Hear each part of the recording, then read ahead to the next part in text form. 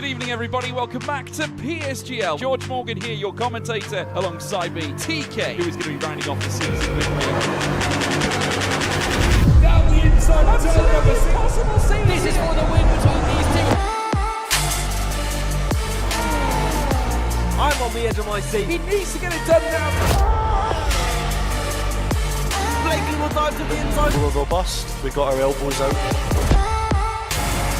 Ronard takes the lead. Because here comes Alfie Butcher. Can't really complain with that one. It's not going to be easy. The pressure is on, of course. Yarda Watmere is your champion.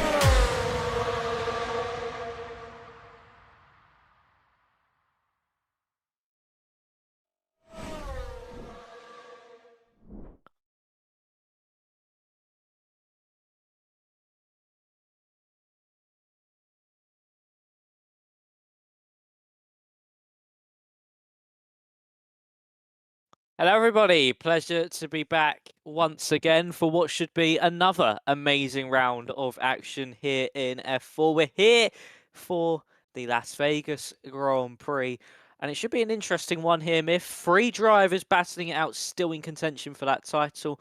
And how are you on this Thursday evening?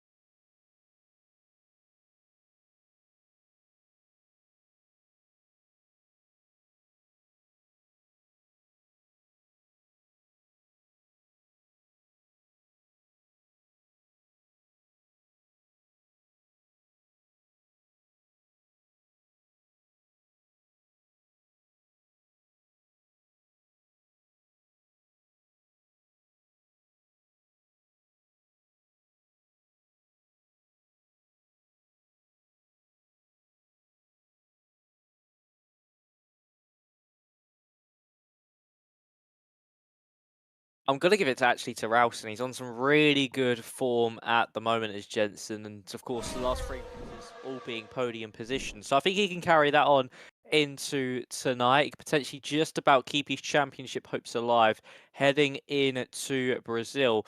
And it should be rather interesting indeed to see how the pressure potentially how the top 3 now cope with the pressure they have. Of course, for Rosen, it's really on his shoulders tonight. Then next week, it'll be on both Rosen and Galindo if we do get Rosen outscoring Dimas at that stage. And then we could potentially see all 3 of them down to the wire at Mexico. But realistically, we are going to be looking at Galindo versus Dimas for the title. But yeah, Rosen, I think he's going to be the one that's at the forefront of the field this evening because he's just been on such imperious form over the past 3 rounds.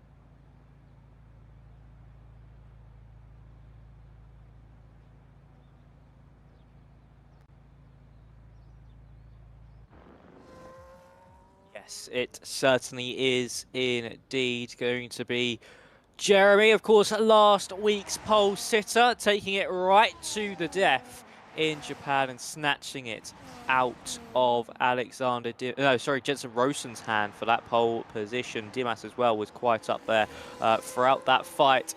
So can Galanay repeat that feat using the special 200 races Haas livery? Of course, 2 of the Haas liveries have been added to the game. That's the 200th race one and also the one they used in Japan. And for Jeremy Galanay, we'll see what he can do. Of course, Vegas here, Myth, it's a bit of an unusual circuit. Of course, you've got the really long run down the strip, but there's not really too many overtaking opportunities at a majority of the circuit. It's mainly only turn 1 and into that final chicane.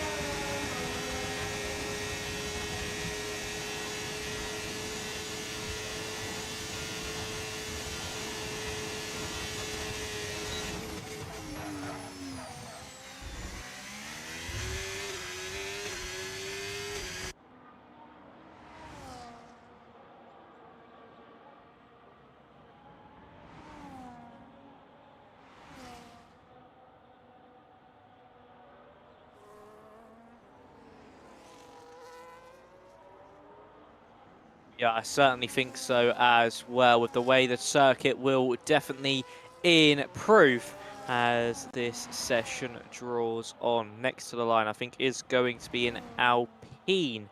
It's going to be of note, Hugo Fonbon isn't on a lap time, so it is going to be a V-carb, I want to say. Now going up into the final chicane. Yes, there is one of Abdullah Bulak heading up now into the final braking zone of the circuit. A little bit wide from the apex of where we would want to be as he now makes his way dashing to the line. Jensen Rosen now goes to the top of 29.7, carrying on that strong qualifying form. Here comes Bulak. What can he do? Only a 29.9 29.8 goes third fastest. So super close throughout this field thus far, and it's all going to come down to who sets their car up the best, I think, here, Myth.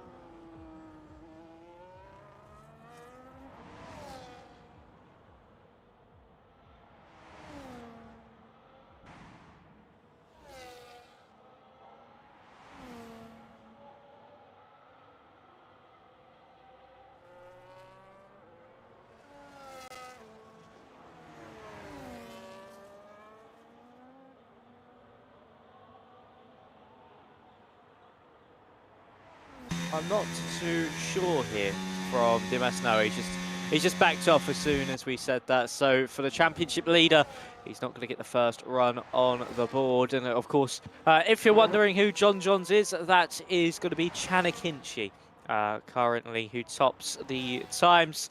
A little bit of a name change for this evening's action, as that was a V-carb just getting in front there of Dimas. Is there anybody else on a push lap? Alessandro Finn is just heading through the first sector. Patrick Datmeyer from F6 now going to be heading up to the line. So let's see what he can do for Mercedes and for the F6 boys as well. Keeps a tight line through the final corner. Up to the line he goes. It's only a 30.326. Unfortunately, there to be a little bit further off the pace. And then we'll have Giovanni as well, just heading down the strip now, Myth.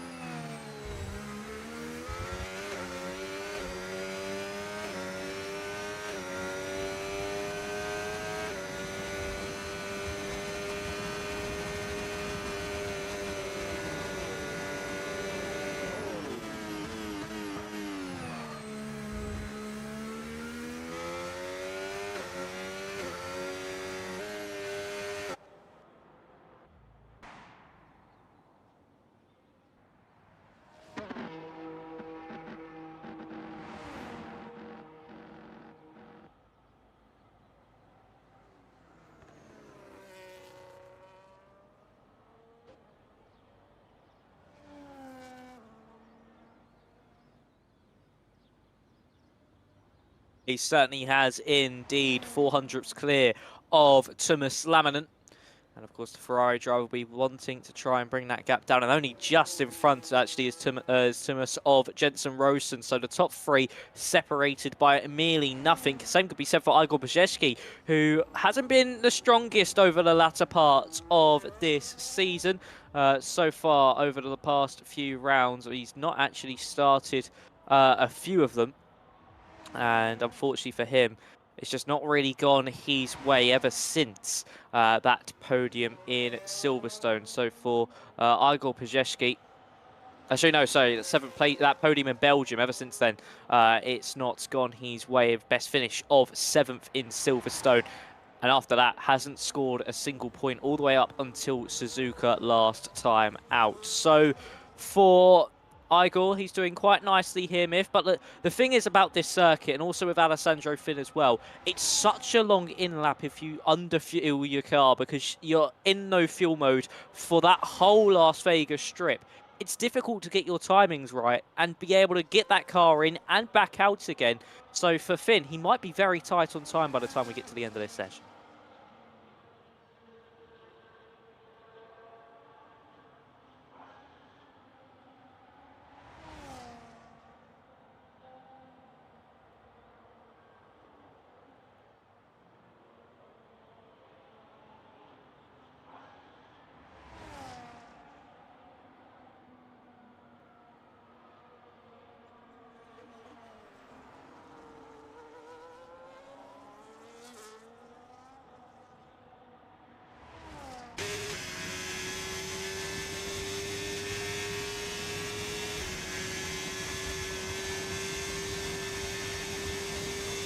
Then heading into turn one, braking just as the curb starts down to third gear. Of course, Cabero trying to perform some magic that he's just not been able to find all season long. A higher finish of 5th, and that was in round 1 at Austria. So he's really looking to return to a top 5 finish at the very least by the end of this season now as he head up into turn 4. Lots of natural understeer here, so you've got to keep it away from that outside wall, but nicely done through there. Now as you head through turn 5, a difficult braking zone to pick out, just about 75 meters. Make sure you don't lock the inside front or climb too much over these curbs to invalidate. Nicely done through there. Down to second gear, then through the next left-hander. A little kick out of the rear end. He then unleashes that throttle all the way through the next 2 corners. And just like we saw at turn 5, here into the next braking zone just before the strip, it's again turning while braking, making sure you don't lock up or just lock those rear tyres and into the outside wall. But Cabero's done it quite nicely. He's up by 10.5 in the middle sector. So let's see what Alexei can do now as he opens up that DRS now.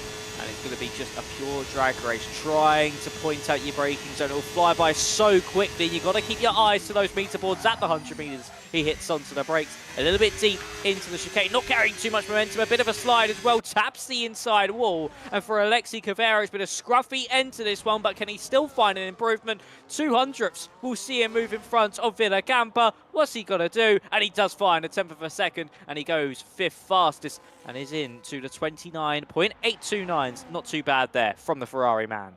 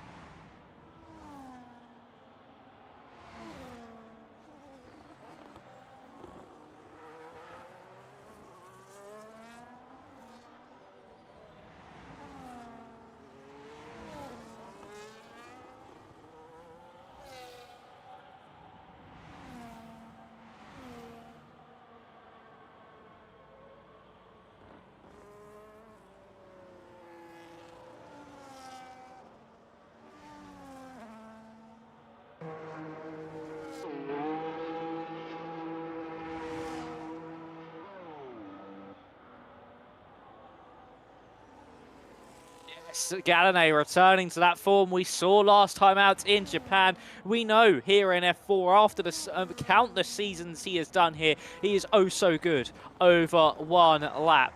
If you want anyone to perform under that pressure, you call the Frenchman of Jeremy Gallinay. And he has taken that provisional pole away by just under 300ths of a second for Igor Pazeshki. Chanakinchi, unfortunately, was a little bit down on his lap, didn't improve by 200ths of a second. And for Alexander Dimash, the championship leader, he now sits in 8th place after getting his run on the board. I think that's going to be all they wrote for the second runs. I say that was someone shooting themselves up the order. That was Alessandro Finn going up to 6th fastest. So Finn now putting himself in contention for this pole position. But for how long this circuit is, Smith, of course, being 6 kilometers, I know a lot of it is straights, but look how close this field spread is. The top 5 separated by just over a 10th of a second, but then down to 13th place, it's just under 4. So for someone like Harlan McQueese, if he finds 0.2 of a second on his lap time, he's shooting himself all the way up into the top 7 from 13th.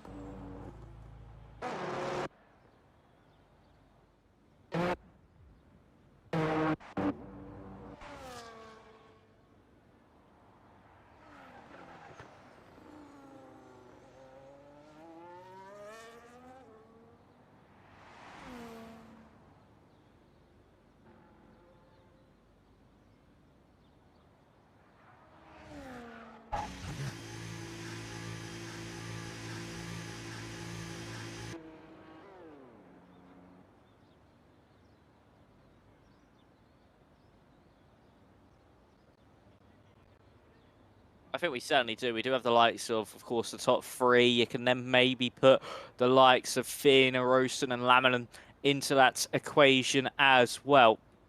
So it is all going to be down to who can hold their nerve and the bottle, especially through the middle sector, because that is the toughest sector on the circuit. It's a lot of slow, twisty corners, especially once you get through turns 5, 6, 7, and then into 8 and 9. So it's very difficult to get right as well. Just braking while turning through 5 as you head on into 6. It's just such a difficult corner, isn't it, Myth, to make sure you don't lock up that front tyre. You're able to get it into the apex and get the car stopped as well, because you want to use as minimum braking force as possible to make sure you don't hit that front left brake and you end up locking up that tyre. But then you've also got to try and put in as much wheel rotation as possible to actually get the front end of the car turned into it. So it's a big balancing act through that corner and also into turn 11 as well.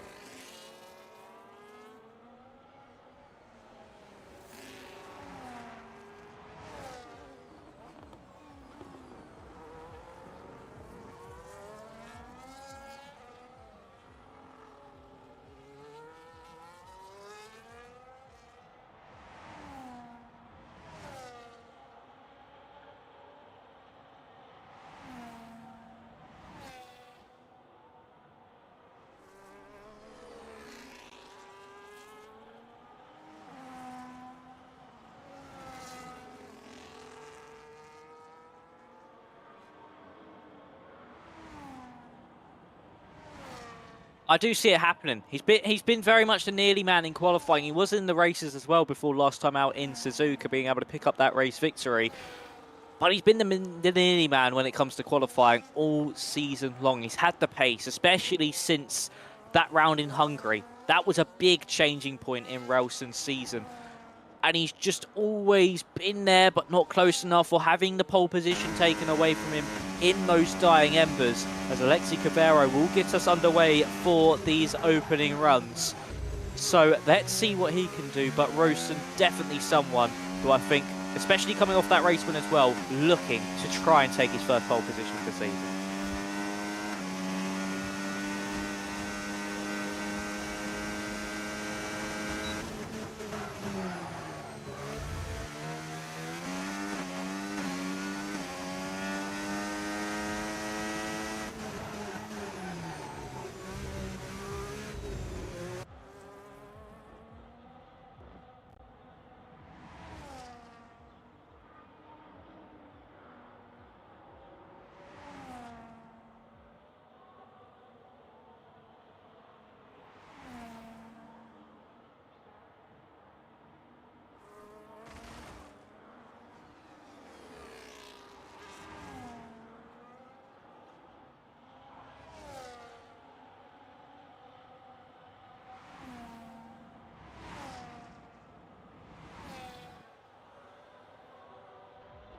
It certainly is. That's disastrous for the man second in the driver's standings. Not even able to get the final runs underway. Just missed the line by the barest of margins. And Jensen Ralston is up by half a tenth in that middle sector. Will need a monstrous final chicane if he wants to try and snatch pole position away from Jeremy Gadanet, the man who has always been there and thereabouts in qualifying, but has just never been able to get it done. He was able to do it in the race last time out at Suzuka. Can he finally put himself onto pole position and really keep his championship hopes alive? Across the line he goes. No, stays for fastest and just misses out on that coveted pole position lap. Gadanet is down in that middle sector. Igor Brzezicki, I can't see what he's doing.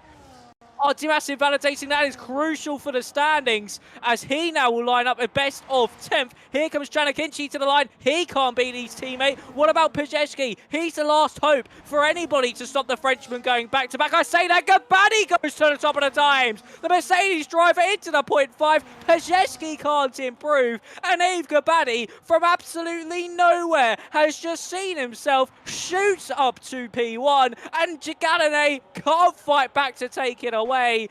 Gabani, take a bow. He was in the 1 minute 30s before this lap even got underway. Half a second found.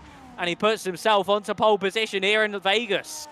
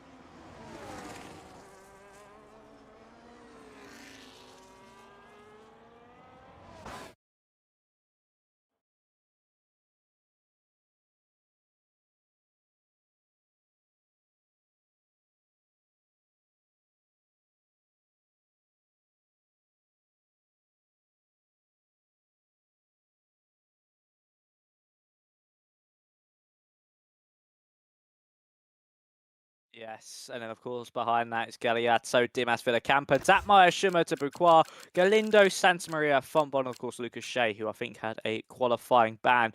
But for Gabadi there, Myth, he snuck in. He was very much, everybody else was in the spotlight. It was the likes of Gadanet, Pajecki, Ralston, all battling it out for that pole position. And the pressure was entirely off his shoulders because no one was really paying attention to his lap time as overall, this is someone we need to be looking at for pole, and he's taken it at the death. He was able to use that less pressure, being able to generate that momentum with it as well, to just sneak up his way to that pole position and do it so relentlessly as well by a chunky margin over Gadanet of what we saw in that session. and the Frenchman was denied a back-to-back pole position for the first time this season.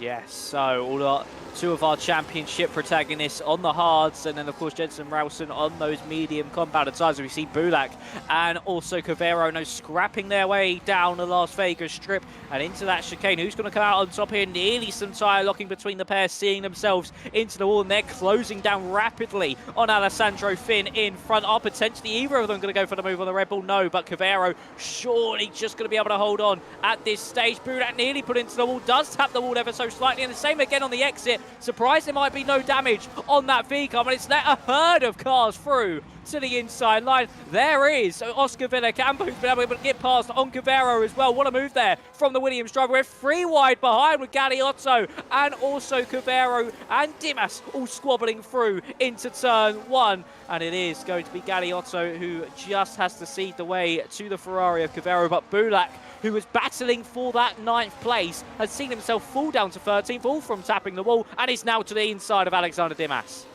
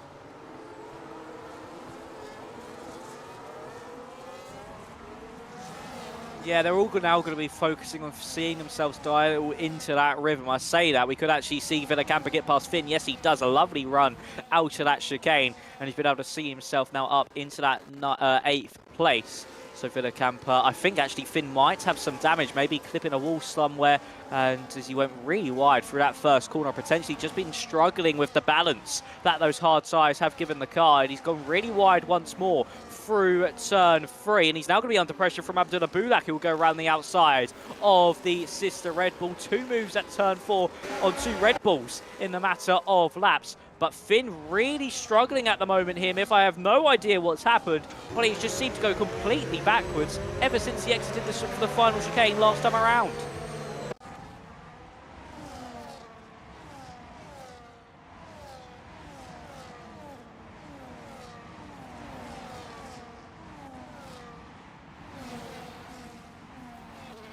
Oh, Tanakinchi!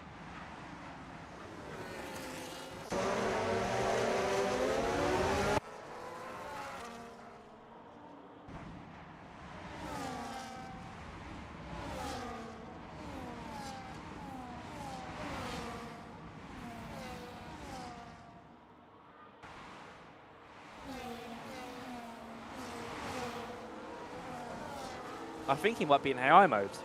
The way the car is driving, and especially the wheel inputs, certainly suggests to me that it is an AI driving that car. So I think potentially some technical issues coming the way of Alessandro Finn, and that's really disappointing to see. Was having a really strong race at that point, was up in 8th place, and has now seen himself drop all the way back down throughout the field. And for Chanakinchi as well, he'll be extremely disappointed with that. He's retired from the race, but he was up in, of course, that top 4 and was looking to potentially apply that pressure on to Igor Pajewski, and unfortunately for him, he just overshot Turner. But it's so easy to do, isn't it, Myth? Because, of course, the brake boards on the right-hand side, they're so tiny to see, and especially if you're focusing on the car in front, seeing what they're doing, you're just having to look out the corner of your eye, and it's so easy to miss it. All it takes is a split second of just losing your focus, and you're going straight on into the wall, and that's unfortunately what's happened to Chan.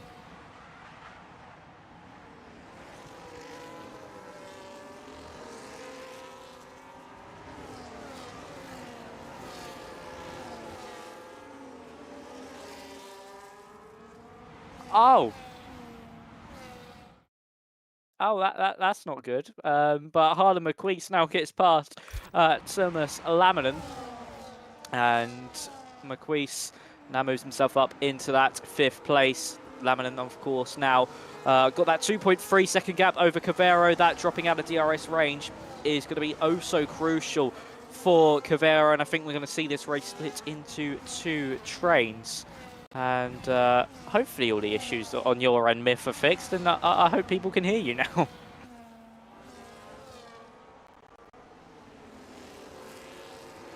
I can hear you perfectly fine.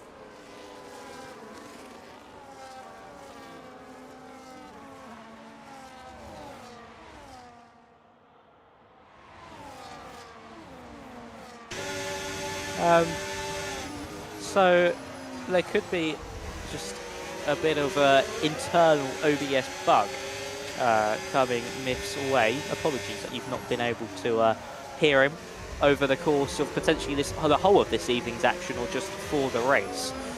But for now, Thomas Laminen, he's trying to fight back against McQueese, and now these two potentially going to drop out of DRS range, and that'll be crucial for their races.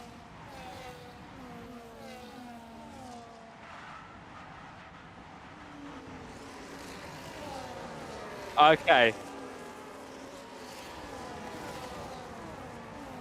Okie dokie. So this is going to be a solo stream. Myth as a producer for tonight. Of course, we've got to make some things on the fly work. So it is going to be just my voice, and you may potentially, of course, hear some breaks in between, as you don't want to hear my voice yapping for a whole 25 laps constantly, with especially the DRS trains not starting to come into play. But behind Cavero, Galliato has now been able to move himself up into 8th place, past Oscar Villacampa, and now potentially looking for that move into 7th. And for Cavero, he's just being able to hold on to that position as Dimas now makes his way up into that top 10. Abdullah Bulak unfortunately falls victim, and I think this is where the pendulum is certainly going to swing in terms of tyre preference. Those hard tyres will start to be feeling a lot better than those medium compounds. So we could see Alexander, Dimas and Galindo both make their way up throughout the field now. But of course, losing that DRS train to that top 6, I think they could be stunted at that 7th place, and that's crucial, especially for the man 3rd place in the driver's standing, currently lying in 4th in this race, Jensen Rosen, who can now see himself have a real good opportunity at clawing back some vital points for his championship. Of course, still being at the front of the field and still with an opportunity to win this race. Never say never, he could get the full 16 points.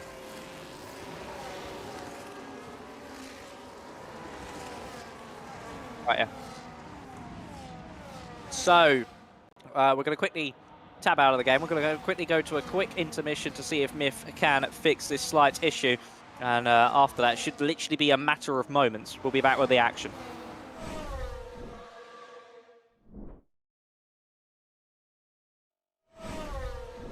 Has it been all evening long? Oh no. Now it works, yeah. Now it works again. So, my apologies for that. Curious how it took us so long to figure that one out, but we have sorted everything all good and nicely. Just waiting for the race screen to pop back up. As you can already hear the audio, there is the full on screen, but it looks like OBS has decided to reset my microphone and we could not hear anything. So forget all the things that I've said today. I think we've missed quite a bit, but we're here now. Lap 7, Galladay is taking over the lead from Gobadi, who set pole position earlier on. Galiotto is leading that second train ahead of Covero, and Alexander Dimas is now making his way up the order, finds himself in P9 as the first of the hard runners. Yes, Dimas really starting to claw his way up throughout the field now, and also for Galladay that could be crucial because those medium tyres, those runners will probably be coming into pit lane around about lap, I would say 11 to 12 potentially, is when we're going to see them come into the pits, and of course Dimas will extend this stint for as long as he possibly can and see what he can do, as we also now see a switch between Oscar Villacampa and Bulak, and here comes Dimas on Alexi Covero. Of course, this train is now split into two as well. There goes Dimas on Covero. Further back, Galindo now making a charge throughout the field, and he now moves himself potentially up into 10th. No, just backs out from that move on Abdullah, as Adam Schumer just behind is trying to go for that move on Villacampa, who picks up the first 3-second time penalty after all that squabbling, and has actually gone into the wall there, picking up some front wing damage. And for Villacampa, I think that could be the end of his race, as we see that is Covero, Covero and Bulak into pit lane. Yeah, and I'm not sure why, but we're having some insane drops in that first corner. Wherever we are there, we seem to stutter quite a bit, but we have quite a few cars in pit lane. Covero, Bulak and Villacampa. For Villacampa, such a shame though. Was doing so well, making up a lot of places, but now finds himself back in P18 as Lucas Shea is starting to make his way up as well. Finds himself in P13. Looks like the hard runners really are starting to come alive more, but where I thought it would, I mean, we had only 5 drivers go for the hards. Do I say that right? No, we had 6. But out of those, 2 of our championship competitors, and the other one, Jensen Ralston, finds himself in P4. So looks like maybe the hard is the preferred strategy, but with the mediums coming in so early, we might be even looking at a 2-stop. We potentially could. I think they will be able to hold on to the end, because they'll need to go a total of just under 20 laps on those tyres. And now for these drivers at the front of the field, it's Aif Gabadi gets back by on Jeremy Gallen. Dimas is able to get past Galiotto with the DRS, so quite nicely done there from Dimas to capitalise and get by the Aston Martin driver, and now try and push on in some clean air to get as close to Thomas Laminen as he possibly can. No one from that front of the field comes into pit lane. They all stay out for another lap. I say that, I think Harlan McQueese has. Yes, he has. So the McLaren driver into pit lane. He's the first of the front runners to pull the pin. Yeah, Laminen has now, as a result, so fallen out of DRS of Rosen. That is 1.3 seconds for a time being. If Gobadi leading the race once more as he swapped places with Galani a couple of times. Przeszki still finds himself in P3, but actually, I'm now just going down the order, Max. Our top 8, they're all different constructors. That's quite unique as well. That is actually very unique. I did not notice that. All the way down to, of course, Tristan Debuquara when we see our first repeat. And that is, of course, being the 2 Aston Martins. So if Ivan Santamaria can get by, that's the top 9, all being different, of course, manufacturers and constructors in the championship. But as we head down that Las Vegas strip once more with Aif Gabadi and Jeremy Gallinea, we're going to see that swap once more. Actually, no, it seems like Gabadi's gapped Gallinea ever so slightly. So is the Mercedes driver just pushing on a potential in-lap to see if he can come into pit lane? And for Thomas Laminen, he's dropped out of DRS range to Jensen Rosen, so surely for him, he will also respond to that Harlan McQueese challenge. And so let's see if he's going to do that. Indeed, we're going to go on board. He's already pulling over to the left. Indeed, our race leader is going to come into pit lane. We see the Ferrari of Laminen follow suit. But that means Galanay, Piasecki, and Rausen are going to continue for now. And it looks like Dimas has a bit of upper hand on pace. Although now the gap will be counted towards Rausen instead of the gap being counted to Thomas Laminen. Gap now 5 seconds to the top of the field, so that is quite something. But looks like Dimas, at least in the first couple of bits, is quite a bit quicker. But after which, of course, he loses quite a bit of time because of the DRS coming into play. So it won't be easy for him to catch up despite the tire offset. And I think, Max, that early DRS train is going to prevent Dimas from really fighting with the top lads, unless of course some mistakes come into play. Strategy works out a little bit better at the end, but DRS being so strong here will be tough for him to gain more places than he has now. Yeah, it certainly will be, of course, with that gap now being 5.1 to that top 3. And he's still got Galeotto all over the back of him. Harlan McQueese, though, on that undercut attempt, has found about 2 seconds over Thomas Laminen, so it just shows how strong this undercut really can be. And for Laminen, he could see himself jump in front of Rosen, and we could see the McLaren driver of Harlan move himself up into that net race lead. Of course, we're going to have to wait and see. Actually, no, sorry, a second player will be a second place at the moment, because of course Ave Gabadi was able to slot out just in front of him, as Igor Pajewski now takes the lead of this race. Are we going to see that top 3 all dart into pit lane now? Yes, we do. So let's see where they come out in relation, not only to Gabadi, but also Marquise and Laminen as well. Yeah, so now Dimas is going to take over the race lead for the time being. But indeed, as you said, the key thing is to look at Ave Gabadi. He's just managed to overtake Hugo van Bon, so that might be a lifesaver for him. He did have DRS in that previous lap. That should allow him to at least stay ahead of the other runners. We see them now about to leave pit lane, and I think he has quite a healthy gap over Galanay.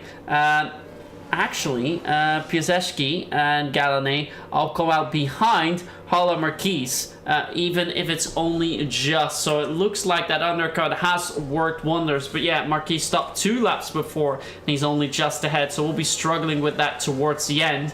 Laminen has almost got down the gap onto Rausen to within a second. Needs to do so fast if he wants to resume that train. Otherwise, that train's going to become too distant, and he won't be able to be in contention for a potential race win. So those are all things that we're looking for. Galeotto's actually doing a marvelous job keeping up with Dimas within half a second of him, despite being on those mediums. So it's really making sure those mediums last long. And I think that will come to help him later on in the race. And indeed, as you said, Max, we'll be looking at a one-stopper with how long those medium runners are making it last now.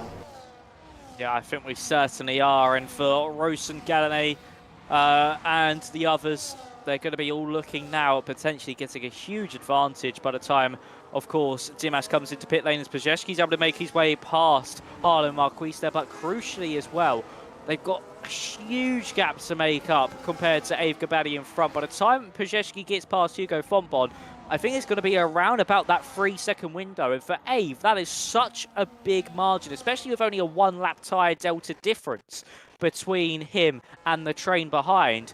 So he's in a really strong position at the moment. But of course, with Pajewski, he's going to get some DRS now down into turn 4. And that could be the big godsend, using that traffic to potentially get that DRS and use it to his advantage. Yeah, that DRS that he had on his outlap really did wonders for him. Piasecki is now overtaken Fonbon, so has Marquise. But you can see the gap to Ave Gabadi, that's 3 seconds. And even though your tires are a little bit fresher, just 1 lap, that is not a deficit that you're going to overcome quickly. And actually, Ave Gabadi is within DRS range of a couple of guys ahead. First will be Dakmeyer, who is in range of Lucas Shea. And then, well, his gap, 1.2 to Carlos Galindo, will be able to close that down quickly as well. So we'll be able to pull away even a little bit more, and it will be hard for the runners behind to close in. Although Piasecki's already taken out half a second out of that gap, but that is because Gabadi was stuck for the time being. Will need to overtake here at this long back stretch and use some of that ERS, but looks like he's not doing it for now. He realizes he can't overtake just quite yet, but he will need to do so quickly, otherwise the likes of Piasecki, Marquez, and also Ralston Gallané are gonna come closer. And Ralston has actually managed to dispatch Gallané, so that's good for him, but we'll need to do more, as Ave Kobadi now looking to be on the outside of Patrick Dakmar and completes the overtake nicely. Yeah, really nicely done there, as he's now going to try and get past Lucas Shea as well to the outside of turn 2, and there's some contact between the pair as we now head through 3. DRS will be then open for Gabadi. It may have slowed him down temporarily, but he's got that DRS. He'll make up all that time he's just lost to Igor Pajewski. But I think he would be a little bit frustrated with that, because Shea just seemed to completely not realise he was there and turned straight across him and puts the Mercedes driver into the wall. But he hasn't really lost too much to Pajewski's. He's now going to have Carlos Galindo in his way. And of course, he's going to probably wait this one out, isn't he, Myth, to get that DRS down that Las Vegas strip and then just pull away even further, as now Pajewski and co also now have to make their way through that said traffic.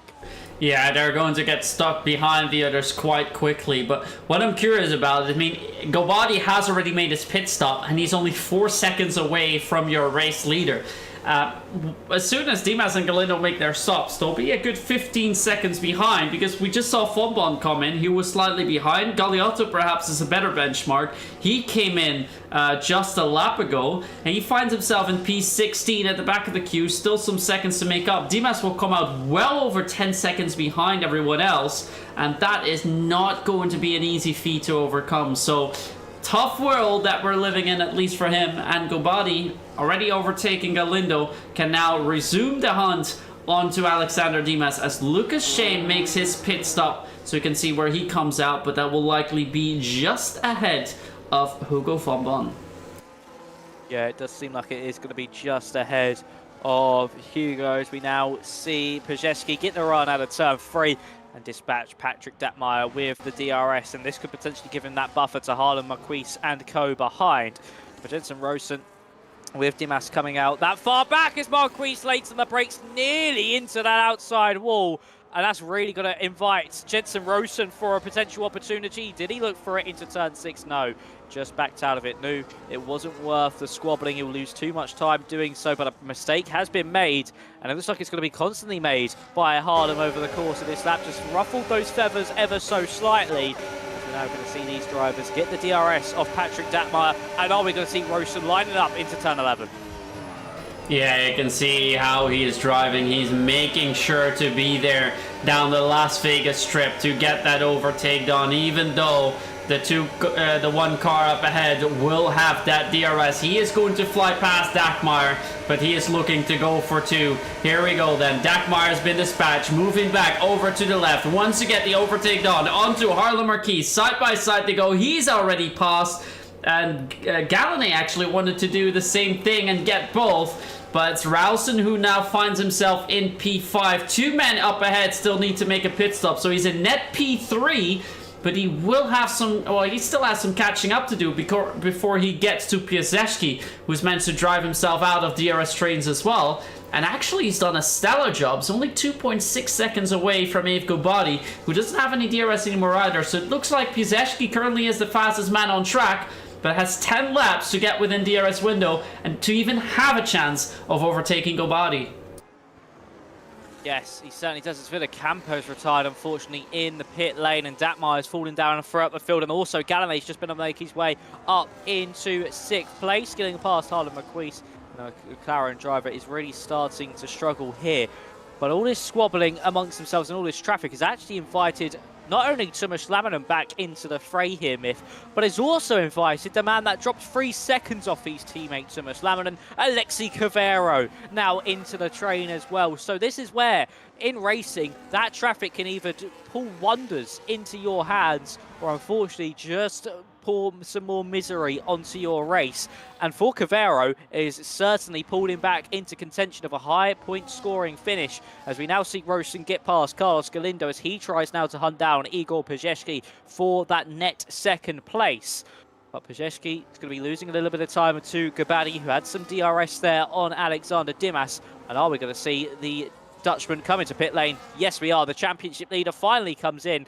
And I think this strategy, unfortunately, has not gone the way of either of Galindo or Dimas battling for that title.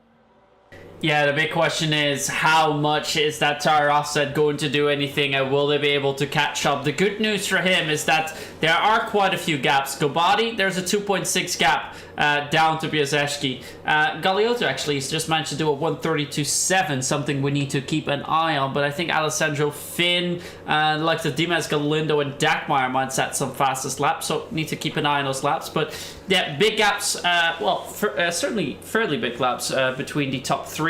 Then we have a DRS train from Rausen all the way down to Cavero, so 3rd to 7th.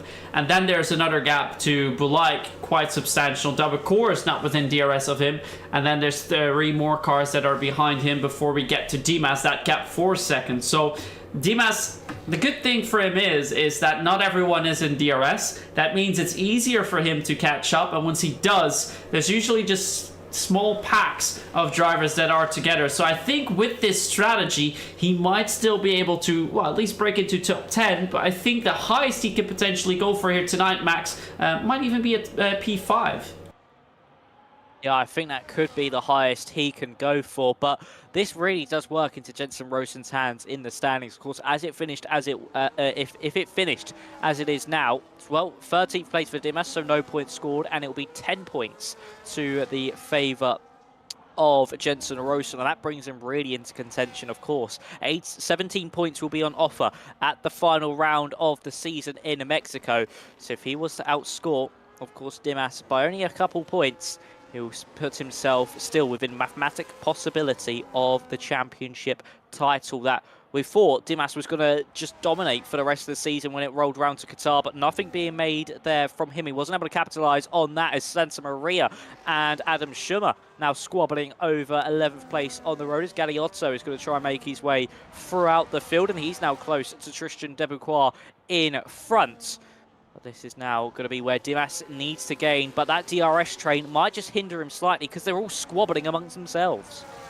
Yeah, it won't be easy at all for them to overtake, and with them being stuck, the gap to Dimas is getting shorter and shorter. It was 4 seconds a lap ago, it's now 2.4 seconds, so big chunks taken out of that lead that they had, and I think somewhere come next lap, Dimas will be within striking distance of them. There's a couple of drivers he can take. Dabakor almost within DRS of Abdullah Bulaik, and before you know it, Dimas will find himself in P8, so definitely still some points up for grabs for him. But if it stays as it stands, Rausen was 33 points behind in the standings with a 3rd place. I say that he's now down to P4.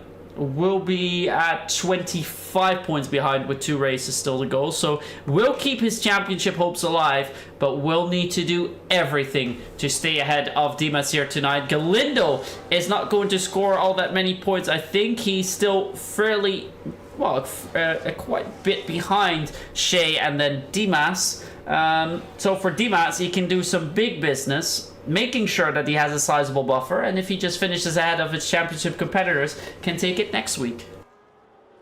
He certainly could.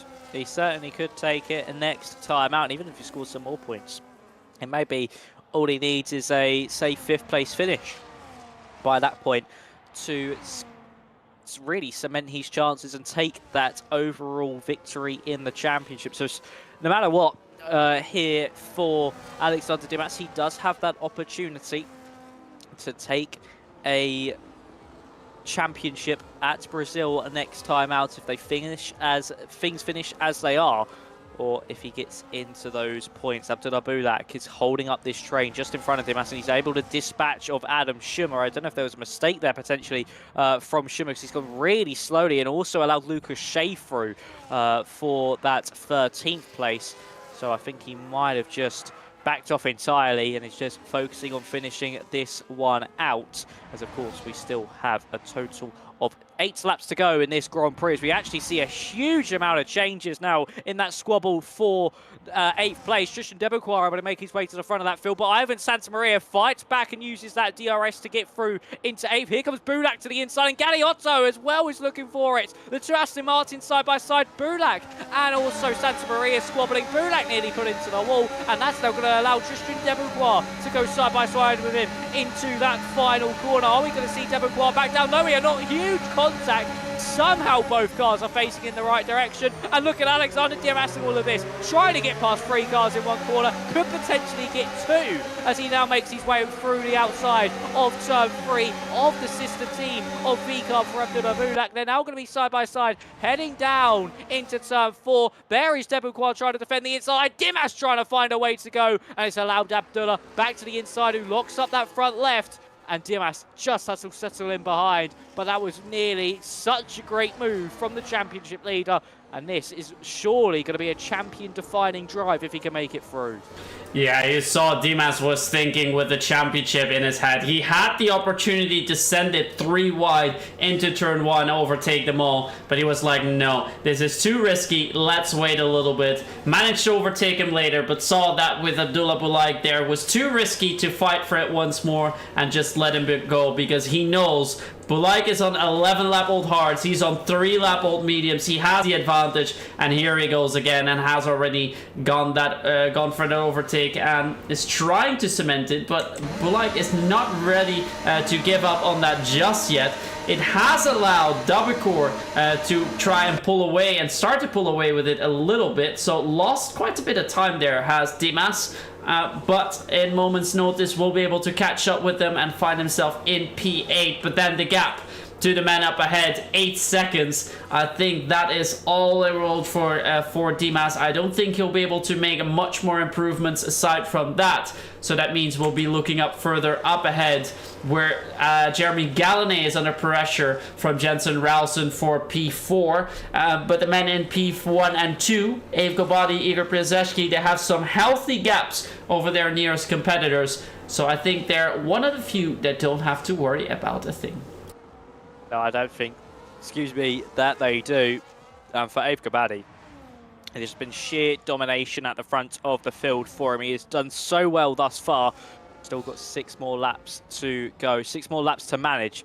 He's now coming up to the back of Alessandro Finn's AI, which luckily for him as well, I think will help extend that gap over Igor Przeszki, because he will now potentially get a burst of DRS. He's going to try to get it, put it off for as long as possible, but I just don't think that rear wing will be open for Przeszki. No, it will, for Gobadi. No, it will not, and that's actually invited Igor Przeszki into that 2-second margin as Thomas Laminen now gets past Harlan McQueese, as we now see 3 cars squabbling it out in this part of the train, with Alexi Cavero just a little bit further back. And what about Alexander Dimas? He's now lining up to get past 2 cars 3 wide down the strip, and Dimas able to get past both Santa Maria and Debuquan before we even hit the braking zone.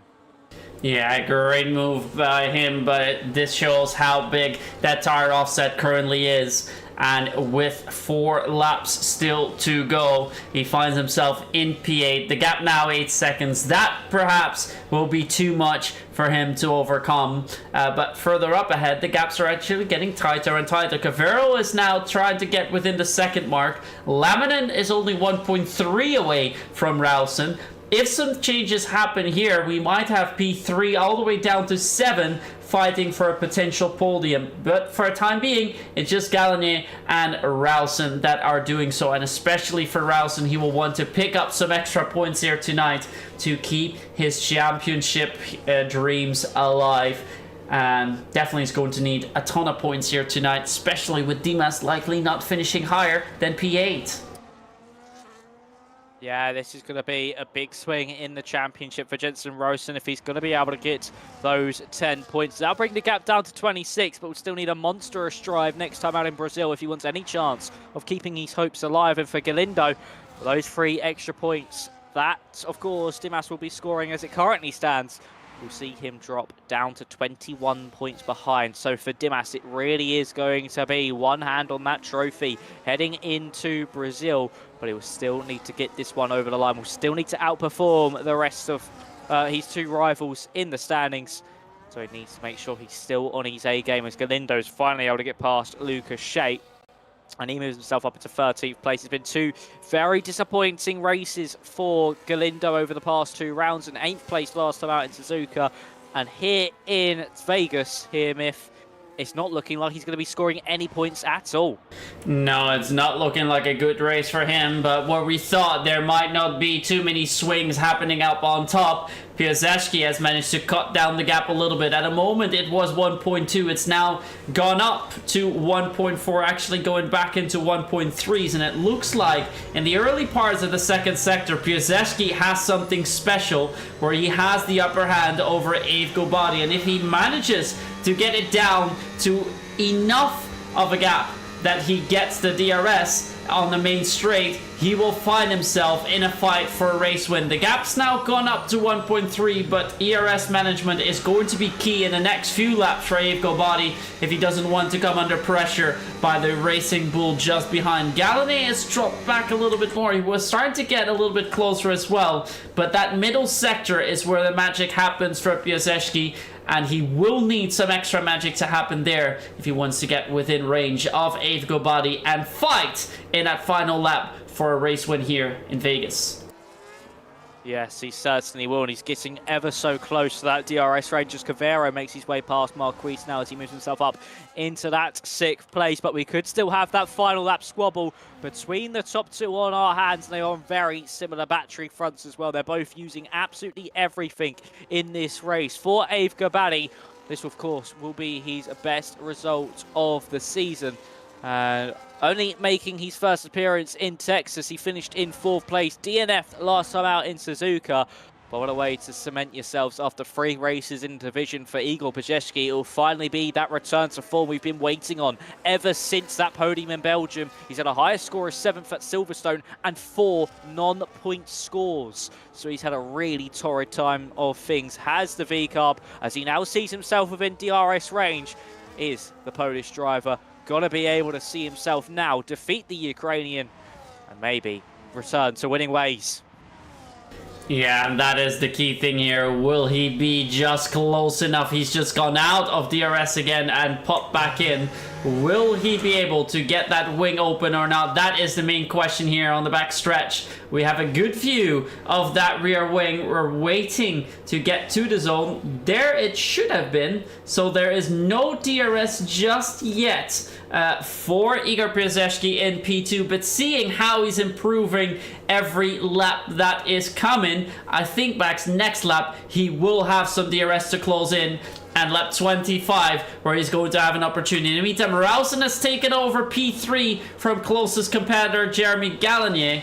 So maybe he hopes that the drivers up ahead will fight so much that he still has a say in it. But I think mostly he'll be fighting for P3 with the Haas driver out there. Dimas has gone to 4 seconds behind Harlan Marquis, so starting to get a little bit closer as well. But I don't think too much more will be happening there, Max. I don't think so either, as here comes Pajewski now on to Ave Gobadi. That gap now 1 second between the pair. Of course, we've got to keep that eye still on that Gallané and Rosen squabble for the final place on the podium. But as we now go late in the brakes into turn 6, as Carlos Galindo's trying to squabble his way through the field as well, trying to get past Galiotto, but not going to be able to do so on this attempt as he looks to the inside line. But the Aston Martin does go deep, and that's allowed the Alpine an opportunity, but the door just not open wide enough to be able to get that move done. And at the front of the field, I think for Pajewski, it's just that middle sector, that run between turns 8 and 11. He just can't get the run that he needs, and unfortunately, he's got to see himself drop out of DRS once more. Yeah, we saw that for a brief moment, he did manage to get in there.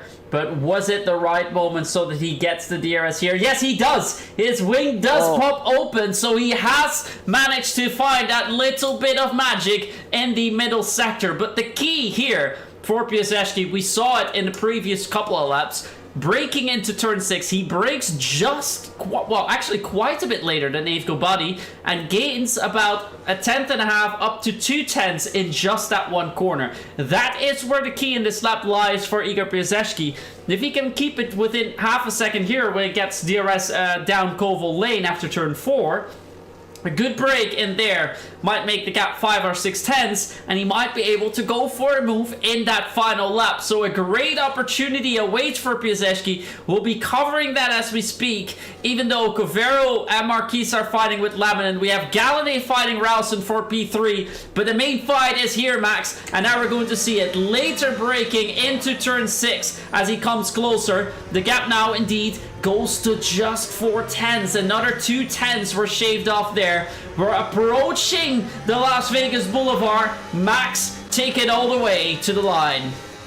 Here we are then. Igor Brzezinski is all over the back of Abe Kabaddi, and this will surely be a signed, sealed, delivered cash in of all the chips from Igor Brzezinski as we exit out of turn 11. You can see Kabaddi already going for the defensive. He got such a good run out of there. He has all evening long, but Brzezinski will have the battery, the DRS and the slipstream to fight back against the Mercedes driver who's already derating down this Las Vegas Boulevard as we're going to see Brzezinski pull to the outside line. Kabaddi squeezes him as much as he possibly can. Late on the brakes from Brzezinski. Is he going to be able to get it done and get it stopped? Yes, he is, but goes deep. This might now invite Kabaddi into the move, but no, he loses retraction, and for Igor Brzezinski, it's going to be a return to form after a long-awaited, torrid time in the season. He hits the jackpot here in Vegas and takes the race victory. He's second of the season, and after that torrid spell he has had over the past 6 rounds of the season, he has finally found his feet once more, and he returns to the top step of the podium. And for Jensen Rosen as well, who finishes in 3rd, he keeps his championship hopes alive. That gap's now down to a total of 26 points. As we now see Carlos Galindo unfortunately not able to score points, and for Alexander Dimas it's an 8th place finish. What a finale, well, final lap should I say, to that Las Vegas Grand Prix. Amazing work from Piasecki, and we saw there once again, the key was turn 6, braking later, taking a tighter line, gaining 2 tenths on his nearest competitor, like mapping and planning it out perfectly. So the second to last lap you get DRS to close in, and in the final lap you get the DRS to overtake. From 3rd on the grid he takes it, and he will get, I believe, his first race win of the season as well. Igor Brzezinski is on the top step tonight ahead of Yves Gobadi. Great race for him, just not managed to do it. Jensen Ralston, once again a podium for him, a 4th podium in a row for him, so a great streak that he continues, and with 10 points gonna cut back down on that gap that Dimas had ahead. Then it's Galladay, Laminin in 5th, Harlem Marquis 6th, 7th for Covero. Dimas still comes home in 8th, meaning he's going to increase his gap from 18 points on Galindo to 21, because Galindo only did P12, but to round off our top 10, then the Santa Maria in 9th, great stand-in performance by him. Same can be said about Tristan Dabacour, who finishes in P10. Yeah, lovely stuff actually there from Dabacour, of course, standing in from F6 and being able to score some nice, valuable points for himself. And that, of course, he is a returning face to the F4 scenario. But still, something he can extremely be proud of after making that step up. But for Jensen Rosen, I think that race is very, very crucial indeed, and exactly what he needed in a season like this. Of course, he's very much on the fringes next time out, Myth, but you never know. A similar race here, like we just saw, like in next time out in Brazil, for Dimas Rowe scoring minimal points, and if Rosen could potentially pick up a race victory, the title's still on, and you never know what the end of this season can deliver.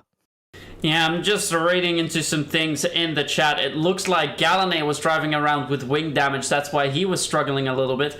And Yves Gobadi was not very happy with that lap Red Bull that was Alessandro Finn, that I think has cost him either some time or maybe even gotten him some damage. But I think that was also, well, he must have gone out because he was that much slower. I think it was the AI driving indeed, as you said. But there was no ghosting applied for him when he did that overtake. So I think that might have cost him a little bit. We'll definitely be upset about that. But one man that will 100% not be upset about that at all is Igor Zeshki, and I'm actually curious to see where he was in the standings. He wasn't that far down. He was in P7 prior to tonight. He's going to pick up 16 points, means he's at 52. So he will be our new number 4 in the standings, Max. Yes, he certainly will, because of course, Galane got 8 points, so he will move up to a total of 46. So yes, up into 4th place is Pazeshki. And of course, being an early season challenger, it was just, of course, a race where he really needed that. It was so doom and gloom since that podium in Belgium. It was then a 12th place at Imola. You then potentially could have seen a resurgence over the next few rounds, but it was a 7th place in Silverstone, a 4th place, a DNF in Hungary, didn't come to Qatar, and then an 11th and 10th place in the past 2 races. It is what he was so duly needed. Just a good result, even a podium would have sufficed. But a race win, that will bring those confidence levels back up. And for Pazeshki, I think he'll want to fight for that 3rd place in the standings, if he possibly can, for the remaining 2 rounds. Yeah, and that will be a fight that he will have with Galindo or Rowson. Rowson's on 66, so 14 points ahead of him. Galindo on 71, that's 19 points ahead, so it won't be an easy one if he wants to gain up more. But all in all, it's been quite a good evening for Dimas, despite only finishing 8th, because the gap to his nearest competitor now 21 points, and all he needs is to be leading with 17 coming out of the race next week in Brazil. So there is a pretty good chance, Max, that we are going to crown a champion in the name of Alexander Dimas next week. There certainly is indeed. If he can put off just a strong result, I think a podium is all he needs, especially, well, in relation to Rowson.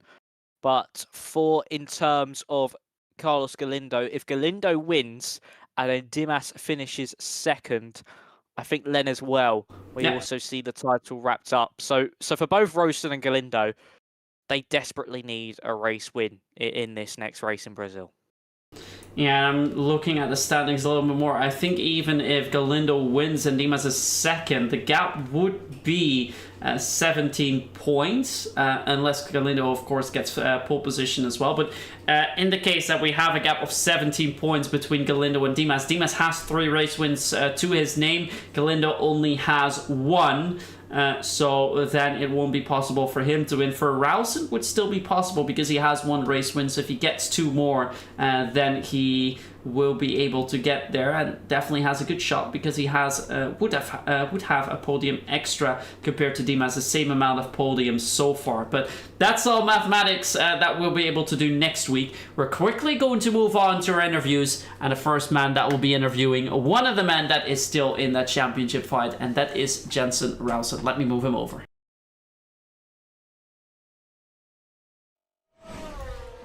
Then moving on to the interviews, the man who continues his podium streak with a 4th consecutive podium, cementing his place 3rd in the standings and keeping his championship hopes alive. Jensen, welcome once more to the commentary box.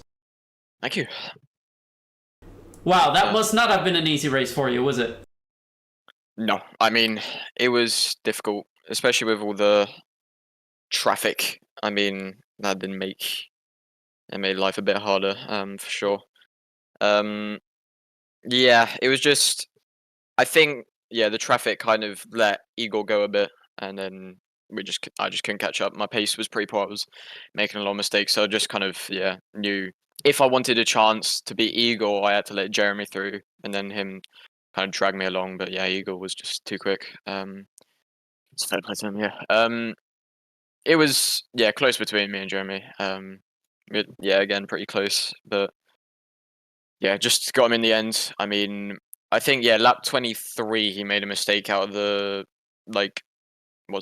turn 9 onto the main straight, and then I got past him, and then it was kind of just a matter of keeping my battery up. And apparently he told me he got damage a couple laps before the end, so not heavy damage, I think, because I didn't see it on his front wing, but I mean, fair play to him. He was pretty quick with that damage still, but I managed to just keep the gap to him. yeah, this track is just so much about keeping a good battery, because if you don't, then recharging costs you so much because you're just gonna get eaten up by people with more battery down super long straights. So yeah, it's not an easy track to race around. But yeah, I think maybe not maximized, but I'm still happy with the result. I'm not disappointed or anything. Yeah, and there are also two key things that we've noticed this race. Just curious about your input on that. First of all, the undercut. We saw the man who ended up second, eventually Abe Gobadi, went in a lap earlier than most of you, and then came out quite a few seconds ahead. Were you surprised that the undercut was that powerful? Yeah, for sure. I mean, I wasn't surprised how big the gap was initially, but the fact that we just weren't gaining anything to Ava, I was pretty surprised. Yeah, I guess his pace was just pretty good. Yeah, I was kind of expecting him to fall off, especially to the end, because we did start to gain quite a lot on like the second half of the hard stint, but just wasn't enough. Yeah, so a bit annoying because I think, yeah, I don't know.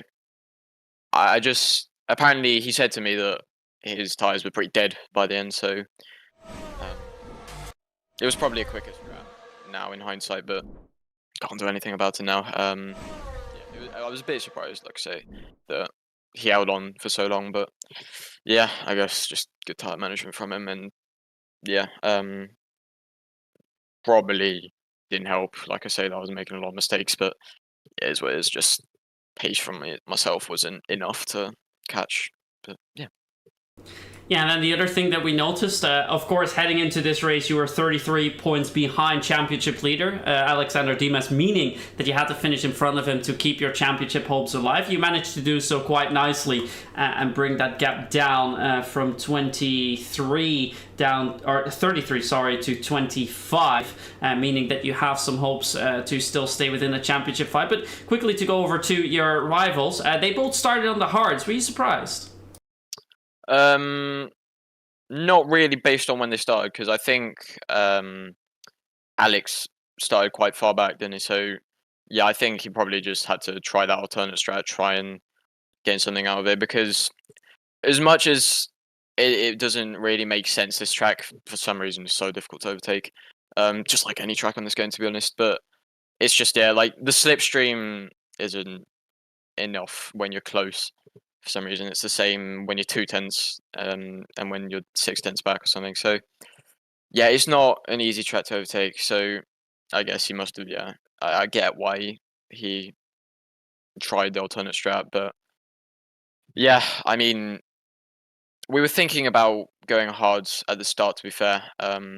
But when we saw like everyone, because the thing is with hard medium, you need someone else to work with. Because if you don't have that DRS like trading, then you lose so much time, especially around this track, because obviously you have that massive straight where you're losing probably like 4 or 5 tenths if you're not with like any slipstream or DRS. So yeah, it's a risky one, hard medium, but it can work out if it's a very situational one, because if it works out very well, but yeah, sometimes it just doesn't at all. So yeah, I wasn't too surprised when he was starting so far back. But, yeah.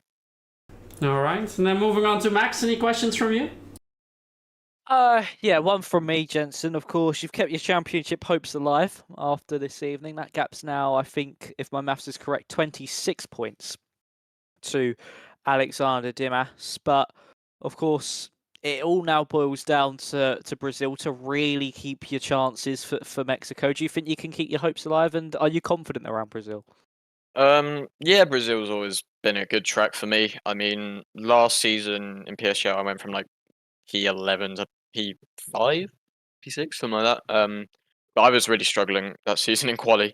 So yeah, hopefully now that I've kind of got my quali pace up a bit, yeah, just try. I'm gonna have to try and maximize that race as much as I can, because there's not really a lot of risk behind now. I think because Giovanni didn't race and he's directly behind me in the standings, so it's going to be difficult for to beat Alex. Because if Alex has one good race from here, or even just a decent race like P5 or whatever, then it's all gone. Because I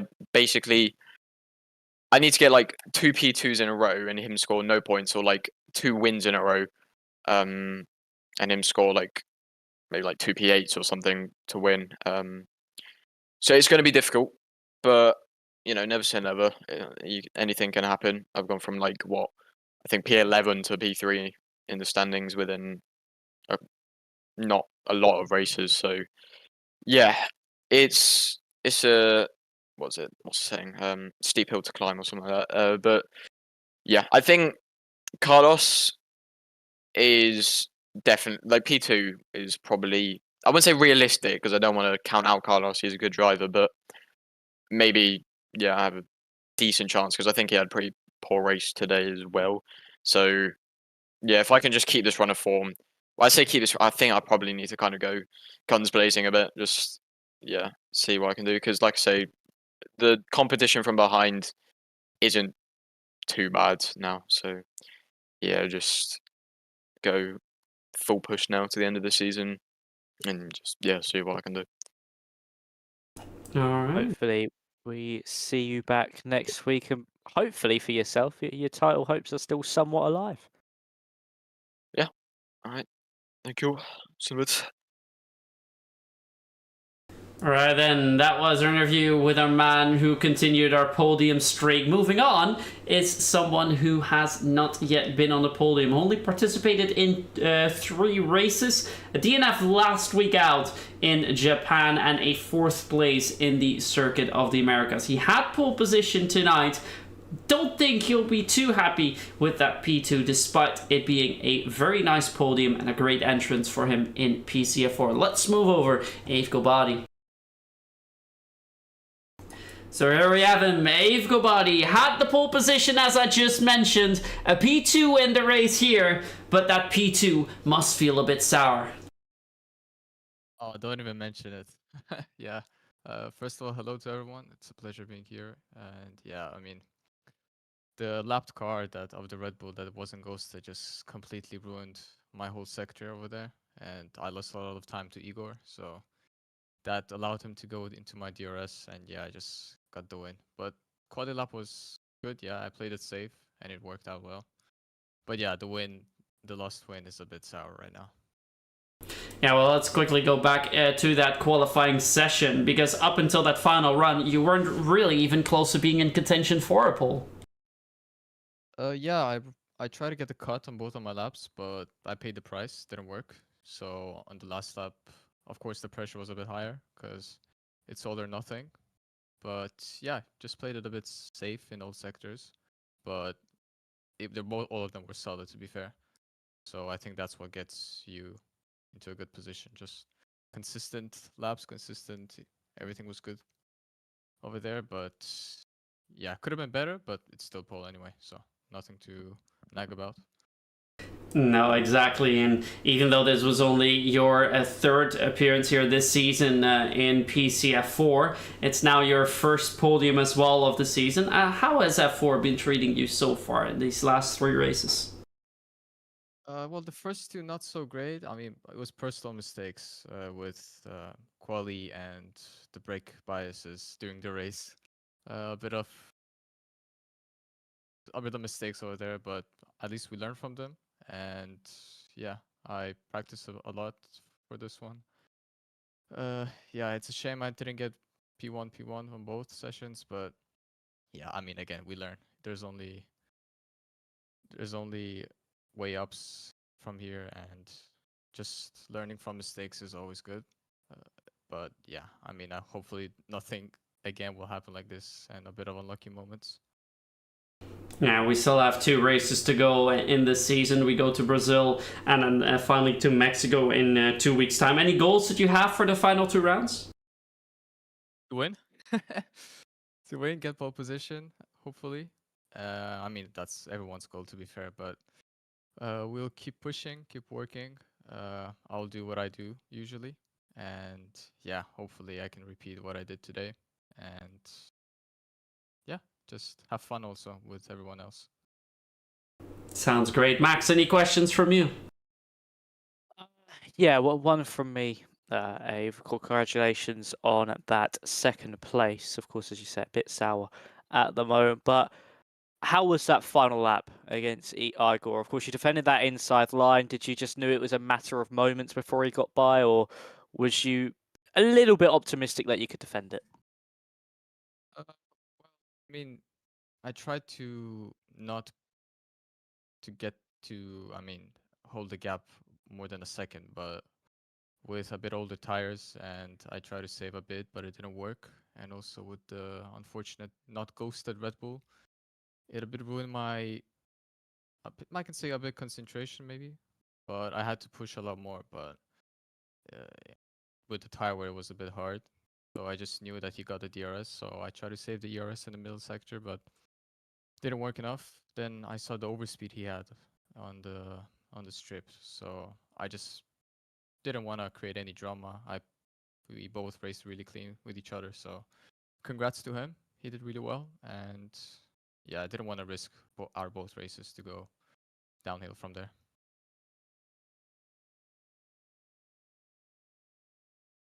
Right. Well, thank you so much for joining us here in the commentary box and answering our questions that we had for you. Sad to see that you didn't get the race win tonight, but hopefully in the next 2 rounds you'll be having another shot at that, and perhaps we will see you next week once more in the commentary box after the race in Brazil. Yeah, I hope so too. Thanks a lot. Cheers. Alright, and that means we just have 1 interview left. The man's been waiting for a couple of minutes already in our waiting room, but we're quickly going to move him over. It's his 2nd race win of the season, but it's been a long spell without podiums. Last time out was the 3rd race in Belgium, where he got a P3 before winning in Saudi Arabia in round 2. But he's returned to the podium steps, and he's returned to the top step here in round 10. Let's move him over. So here he is, Igor Piasecki. He's had to fight for it quite a bit, and in the final lap, finally able to close down the gap enough to get a 2nd win of the season. But this one must taste all the better. Yes. Hello everyone. It was long wait, but yeah, it was worth to wait, I think, for the race like that. Yeah, it's been quite the dry spell for you indeed. We mentioned it just before moving you in. You started off quite strong in the season, a P6, a race win round 2 in Saudi Arabia, and 3rd place in Belgium.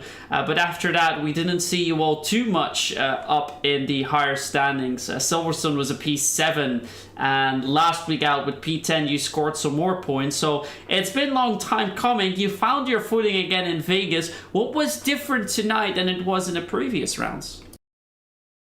To be honest, I don't know. I put more effort to the training. Like I kept my head down during the quali, because that was my biggest issue.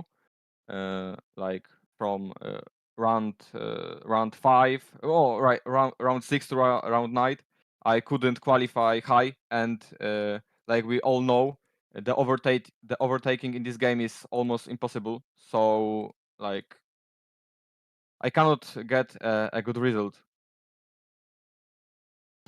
Okay, fair enough. Well, despite all that has happened in the season, getting the race win here tonight means that you've moved up to P4 in the standings. Were you aware of that? Oh, I'm thinking about top 3, because I think the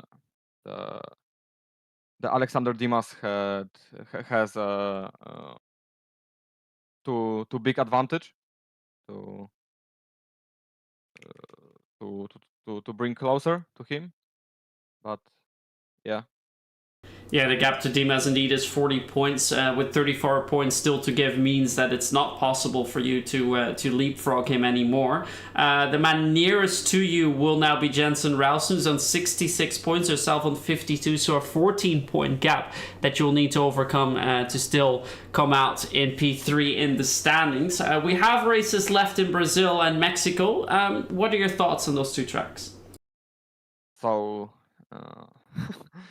Brazil is, I think, my favorite track, but it's my races there are good. Something mm, wait wait a second. Sometimes very good, especially when it's wet conditions. So I'm hoping for the rain in Brazil and Mexico. I think I kind of like this track. It's like I'm quick on it. All right, very good. Max, any final couple questions from you for our race winner? Just one from me, Igor. Just how important is this race win to turn it into a bit of a confidence boost for the next 2 rounds? How important is that to you to capitalize on the momentum this will give you?